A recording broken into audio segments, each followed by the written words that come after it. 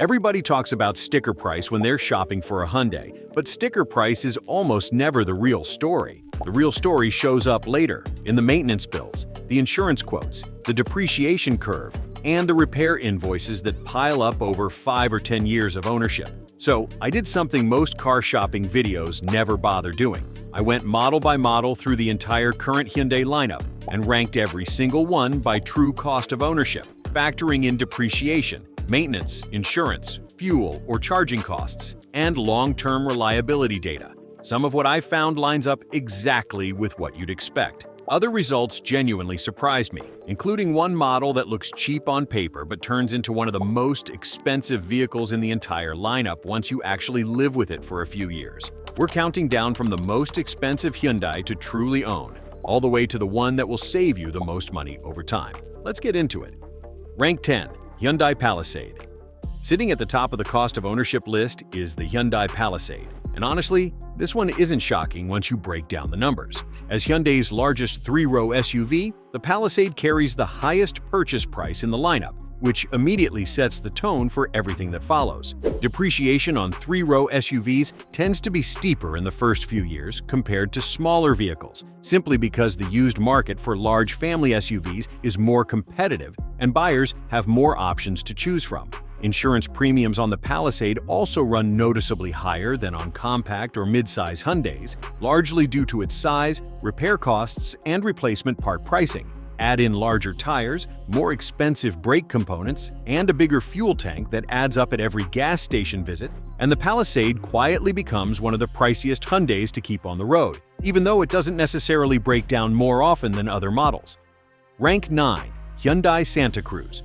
Right behind the Palisade is a model a lot of shoppers don't even think to compare against traditional SUVs, the Hyundai Santa Cruz. As Hyundai's first sport adventure pickup, the Santa Cruz occupies a strange middle ground that ends up costing owners more than expected. Because it's still a relatively niche segment in the United States, resale demand hasn't matched what you'd see with a comparable Tucson or Santa Fe, which translates into steeper depreciation over the first several years of ownership. Insurance companies also tend to classify the Santa Cruz closer to a truck than a crossover, even though it shares its platform and most of its mechanical components with the Tucson. And that classification alone can push premiums higher than buyers expect for what is essentially a unibody crossover with a bed. Towing capability adds another layer of cost too, since owners who actually use the bed and tow rating put extra strain on the transmission and cooling system, accelerating wear on components that are expensive to service. Add in pickup-style tires that cost more to replace than standard crossover tires, and the Santa Cruz ends up sitting just behind the Palisade as one of the more expensive Hyundais to own over time, despite a starting price that looks reasonable on the surface. There's also the matter of trim creep, since most Santa Cruz buyers gravitate toward the higher trims with the larger turbocharged engine and all-wheel drive, both of which push the real-world purchase price, and therefore the real-world depreciation hit, well above the base model's advertised cost. Bed accessories, spray-in liners, and towing packages are frequently added at the dealership too, and while they're useful, they rarely add equivalent resale value back when it's time to sell, which means owners often pay for upgrades they never fully recoup. For buyers who genuinely need the bed and the towing capability, the Santa Cruz still makes sense, but anyone cross-shopping it, purely against a Tucson or Santa Fe for cost reasons, should know they're paying a real premium for that added versatility. Rank 8. Hyundai Ioniq 5. This is the one that genuinely surprised me. On paper, the Ioniq 5 should be a cost of ownership champion. It's electric, so there's no gasoline to buy, fewer moving parts to wear out, and significantly reduced routine maintenance compared to a traditional combustion engine. But here's where things shift. Insurance on electric vehicles, including the Ioniq 5, tends to run higher than comparable gas-powered models, largely because EV repair costs are elevated. Battery and drivetrain components are expensive to replace outside of warranty, and certified EV technicians and specialized parts aren't as widely available as traditional mechanical parts, which drives up labor costs when something does go wrong. Depreciation has also been steeper than expected for electric vehicles across the industry as battery technology rapidly improves and incentives shift, meaning today's Ioniq 5 can lose value faster than buyers originally anticipated. None of this means the Ioniq 5 is a bad vehicle. It simply means the EVs are cheaper to own assumption doesn't hold up as cleanly as most people expect once you run the full numbers. Rank 7. Hyundai Santa Fe.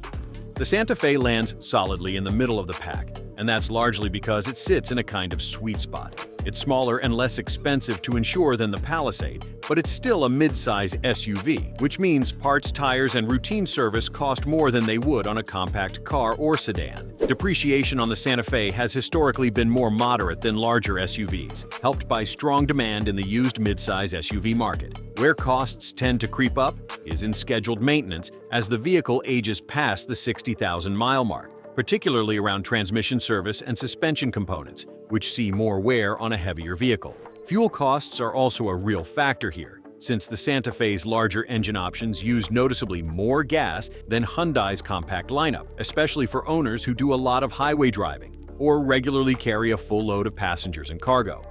Rank 6. Hyundai Tucson. The Tucson represents a meaningful drop in overall ownership cost compared to the models above it, and a lot of that comes down to its compact SUV footprint. Smaller dimensions mean cheaper tires, more efficient fuel consumption, and generally lower insurance premiums than its midsize and three-row siblings. The Tucson has also built a strong reputation for holding its value reasonably well in the used market, which helps offset depreciation losses over a typical 5 to 7 year ownership period. Routine maintenance costs remain relatively predictable, and because the Tucson shares many mechanical components with other vehicles in Hyundai's compact lineup, parts availability tends to be excellent, and repair costs stay reasonable even at independent shops. The one area where Tucson owners sometimes see costs climb is with the more powerful turbocharged engine options, which often come with slightly higher insurance rates and a recommendation for premium fuel, something that's easy to overlook on the showroom floor but adds up significantly over years of ownership. Rank 5. Hyundai Kona. The Kona sits almost exactly in the middle of this ranking, and that's because its true cost of ownership depends heavily on which version you actually buy.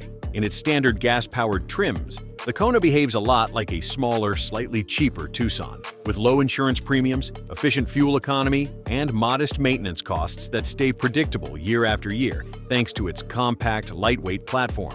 The trouble is that the Kona lineup also includes the turbocharged N Performance trim, and that version tells a very different financial story. The N's more powerful engine typically calls for premium fuel, its performance-oriented tires wear faster and cost more to replace, and insurance companies price it closer to a sport compact than a standard crossover, which can add a meaningful amount to monthly premiums. Depreciation also splits along these lines, with the standard Kona holding value reasonably well in the used market, while the higher performance trim sees sharper drops as buyers in that niche tend to modify or track their vehicles, which can scare off cautious used buyers. Average it all out across the lineup, and the Kona lands as a genuinely mid-pack Hyundai, cheap to own if you stick with the everyday trims, noticeably pricier if you chase the performance badge. The electric version of the Kona adds yet another wrinkle, carrying many of the same EV-specific cost concerns we saw with the Ioniq 5, including higher insurance and pricier out-of-warranty battery service,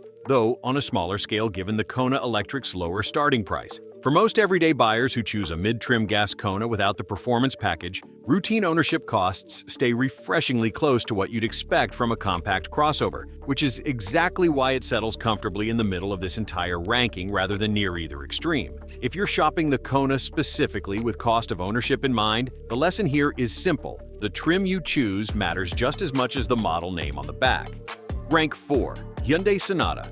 The Sonata is where the cost of ownership picture really starts to improve, and it's a great example of how mid-size sedans often quietly outperform SUVs in this category. Despite offering a spacious, comfortable interior, the Sonata benefits from a lighter overall weight, better fuel economy across its engine lineup, and notably lower insurance premiums compared to SUVs in a similar price range. Maintenance costs on the Sonata tend to be lower as well, since sedans generally place less stress on suspension and drivetrain components than taller, heavier SUVs navigating the same roads. Depreciation has been a relative strength for the Sonata too, particularly because sedan pricing tends to start lower than SUV pricing, which means owners have less value to lose in raw dollar terms even if the percentage of depreciation looks similar. For drivers who don't need the extra ground clearance or third-row flexibility of an SUV, the Sonata quietly delivers some of the best value in the entire Hyundai lineup.